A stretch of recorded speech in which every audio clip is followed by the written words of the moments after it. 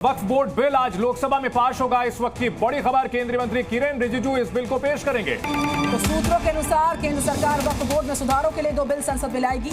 एक बिल के जरिए वक्फ कानून जो 1923 को खत्म किया जाएगा। दूसरे बिल के जरिए वक्फ कानून 1995 में कुछ अहम संशोधन होंगे। संशोधन बिल 2024 के जरिए सरकार 44 संशोधन करने जा रही है। सरकार ने कहा कि बिल लाने का उद्देश्य वक्फ संपत्तियों का बेहतर प्रबंधन और संचालन है। इसमें वक्फ कानून 1995 के सेक्शन 40 को हटाया जा रहा है, जिसके तहत वक्फ बोर्ड को किसी भी संपत्ति को वक्फ की संपत्ति घोषित करने का अधिकार था। और यही सबसे विवादित प्रावधान है, जिसके तहत अगर वक्फ किसी संपत्ति को अपनी संपत्ति घोषित कर देता है तो उस संपत्ति के असल मालिक पर यह जिम्मेदारी होती है कि वो साबित करे कि वो संपत्ति उसकी है, वक्फ की नहीं है।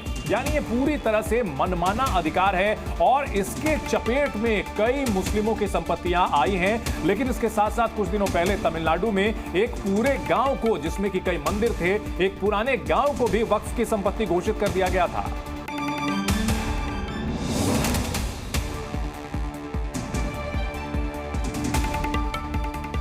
तो वक्फ बोर्ड संशोधन बिल को लेकर ओवैसी ने भी सरकार पर हमला तेज किया। उन्होंने साफ कहा कि वक्फ बोर्ड की प्रॉपर्टी छीनना मकसद है इनका।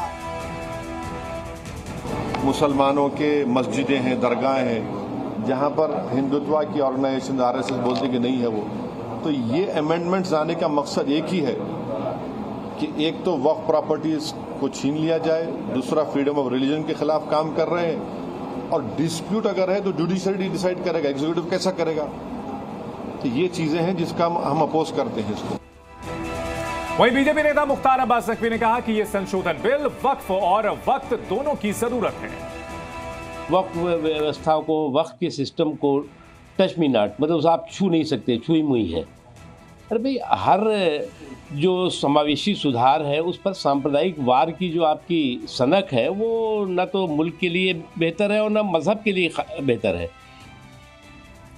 उधर समाजवादी पार्टी की बात करें, उसने भी इस बिल को लेकर सवाल उठाए हैं। सुनिए जरा।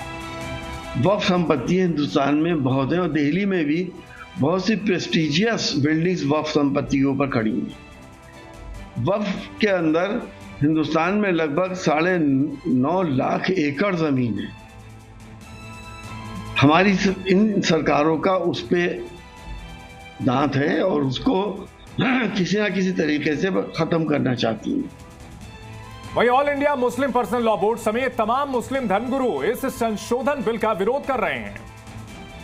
अभी गवर्नमेंट क्या इसमें अमेंडमेंट लाने जा रही है, इस बात को तो इल्म नहीं है, लेकिन जाहिर सी बात है हम नहीं समझते कि इसमें किसी किस्म के कोई अमेंडमेंट की ज़रूरत थी। ऑलरेडी वक्फ बोर्ड्स पूरे मुल्क में अपना काम कर रहे हैं और ये properties as per Islamic law लोगों ने वक्फ की हुई हैं, तो लिहाजा जिस मकसद के लिए प्रॉपर्टीज़ वक्फ की गई हैं उसी मकसद के लिए ही इस्तेमाल होनी चाहिए।